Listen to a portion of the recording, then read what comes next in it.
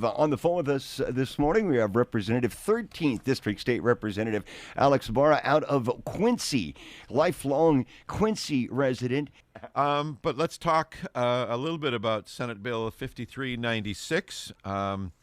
It's one of the things that you are not in favor of this. And to give us just a bit of a background, we're really talking about, when people are building farm worker housing for certain kinds of farm workers, there was tax breaks, and those laws are potentially changing here. So kind of give us the overview, if you would, Mr. Representative. Sure. So right now, the law basically says that if anybody's going to build any farm worker housing, they get a tax exemption, meaning if you're going to build a home for farm workers and you go buy lumber, there is no tax on the lumber that you buy or the nails that you buy or anything to build the homes. So that's the exemption because we want to promote more farm worker housing because of all the farm workers needing those things. Sure. So the state put that all together. Makes sense. This new law basically, it's pretty good because it kind of opens it up where 50. So right now, any farm worker housing has to be used by farm workers. Well, as we all know, most farm workers aren't always here most of the year. They're here maybe 50% of the year until harvest is over. Then they move on to the next location to work somewhere else. So let me jump in. Let me jump in, Mr. Representative. So if, say, for example, Lance had a farm and he built farm worker housing, and he wanted, when the farm workers weren't staying there, and he wanted to give someone the bed and breakfast farm experience by staying in farm worker housing. Under the current law, they would or would not be able to do that. Would not. So if it's farm worker stuff, it's farm workers exclusively. Got it. Okay. Right. So you got a bunch of buildings that are sitting there empty a lot of the year, theoretically. Right. I guess, right? Yeah. Yes. So the bill opens it up so only 50% of the housing units have to be for farm workers, which is a good part. So the bad part of the bill, and the reason I want to talk about this a little bit and why I'm unfavor of it, is that, and as you know about H-2A workers, usually what happens, those workers come from different nations in the Caribbean, South America, mostly Mexico, El Salvador, and they get shipped in or flown into the United States to do picking because what happens in the state of Washington, we are lacking in farm workers. We don't have enough. So the H-2A program is basically the stopgap program where if a farmer doesn't have enough workers, he can get into the H-2A program and bring in the workers. Sure. The deal is with the housing part is that these guys need a place to stay. So they get shipped in by the farmer at his cost. The farmer has to supply the housing. So the housing that is built by the farmers used to have a tax exemption. This new law takes that exemption away, and they have to pay the tax, where everybody else doesn't. So I don't know if you've been following the politics in Olympia lately, but every other bill has language that is added that says you have to have equity, inclusion, no racism, training, and all this other stuff. And basically, they want to include everybody into this world, and which is great, which is wonderful. But they've got it on everything. So in the K-12 system, the schools, all the teachers, all the administrators, all have to be have to be trained in equity, which is all great. I might deviate from all great from you, but I'll let you go. Okay. But you're saying it doesn't exist in this bill. Right. In this bill, all of a sudden they're excluding. So they're basically making a choice. They're making a difference between an H-2A worker, which happens to be from Mexico or El Salvador or different countries. They're all brown or black because they come from the Caribbean as well. Sure. And the other farm workers are domestic farm workers or undocumented farm workers into the United States. And so what's the difference between the two? They're both farm workers. All they're doing, there's special interests out in Olympia that do not like the H-2A program and are doing everything they can to get rid of the H-2A program, make it more expensive, make it harder for the farmers to use the H-2A program, make it so expensive they can't use H-2A, and they have to use domestics. Problem is we don't have enough domestic farm workers to do all the work. So if a farmer can't afford it, what are they going to do? Yeah. They don't have the farm workers. The apples stay on the trees. The grapes stay on the vine. and nobody benefits. And why are we excluding?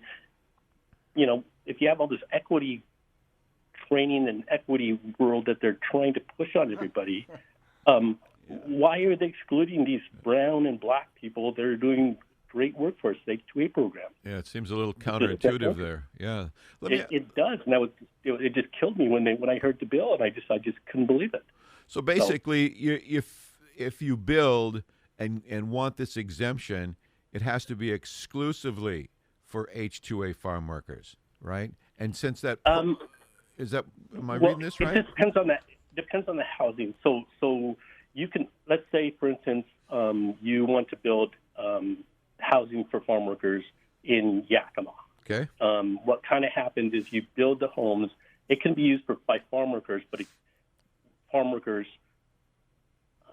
which is all good. But what happens right now, like for instance, in farms in Quincy area, farmers have to build housing or are building housing at their farms to house the H-2A workers that they bring in, because that's part of the contract, the H-2A contract. They have to find housing. So wherever that housing is. Deal is who pays for the housing. Around here, and probably in Yakima as well, there's a lot of farmers that are building H-2A housing for the H-2A workers that are coming in to support their efforts during the season. And so that's where the rub is all of a sudden these farmers that were getting tax exemption, now it's going to cost them another 10% or so to build the housing that they were building, let's say at $100,000 a pop. Now they have to build up for $110,000. So it just makes it so much harder to bring in H-2A workers because it's more expensive. Wow. So I thought that the nation wanted us to go towards H-2A as a way to cut back on illegal immigration. Right. So, well, that's what my thought was. But over the last some years that I've been in legislature, and even before then, I found out that there's special interests out there that do not like the H-2A workers. I think it's more of a supply and demand thing. So if the supply of farm workers is not there, then what happens? So I think so the special interest basically is just saying we don't like the H-2A workers because it takes our jobs away. So this would be domestic, legal or not, but in country farm worker advocates that would say, hey, if you want to break for H-2A, or if you want to build, it's going to cost you more, to try to shepherd people to build or to employ domestic farm workers, right? Whether they're well, it's gonna cost the farmer more money to house these H-2A workers, so it's going to be more expensive for them to do that. And that's the deal. And from my standpoint, I'm listening to all this equity and inclusion language from the other side of the aisle on a daily basis, and it's the most important thing. Yet this bill comes out and it's excluding a whole section of farm workers that happen to be brown or black mostly. Right. And why are they excluding those guys? And it's not because of the equity and inclusion, like they say on a daily basis. We have to do this. We have to do this. We have to do this. So it's just it's very hypocritical of them to do this. They're excluding a certain amount of people, no matter the color. They could be all white H-2A workers. Whatever the color, they're excluding people. Everything that they said every single day on the floor of the House of Representatives is all about inclusion and equity and equality and all this other stuff. Yet they come up with this bill that excludes a whole group of farm workers that we all need to pick our fruit. Oh, so what then is the status now of Senate Bill 5396, and what are the chances moving along? Well, it moved along already. So it got passed through the Senate, and then it got passed through the House. Did. So what we're which is bad. This is a bad thing, right? So Senate Bill 5396 passed. So it has those exclusions. It basically says there's no tax exemption for H-2A housing. So what the folks that are in favor of H-2A, and we know we need them, which is most farmers in our area, They are writing a letter to the governor, my understanding, to have the governor veto that section out. So there is a tax exemption for H-2A workers. That's the only recourse we have at the moment. And what do you the governor's? So the governor can veto, hopefully can veto that portion of it. So the tax exemption is okay for H-2A housing as well, not just non-H-2A housing. I think we got a preliminary response from the governor's office. Yeah.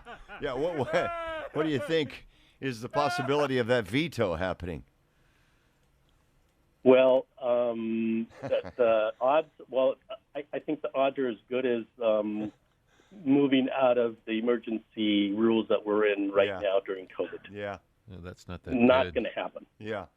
So, in other words, if you want, if you're going to be, let's clarify it one more time because I'm still a little muddy here.